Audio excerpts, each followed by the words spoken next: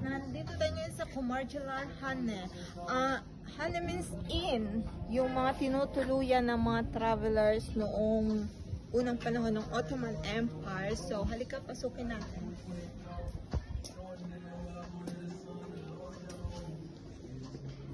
Ating osyosohin. Tingnan niyo yung kisame guys, oh.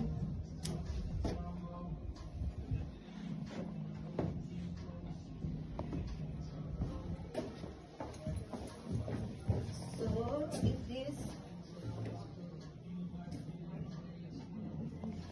ito daw yung itsura niya noon nung hindi pa siya na-restore. Ito talaga yung original niya. Ayan.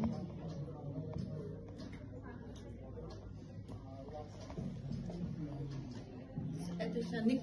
Tayo guys ngayon ay nasa Nicosia Old Town. Nicosia Old Town. So, ito na siya ngayon. Yung design. Hindi kayo pasukin natin.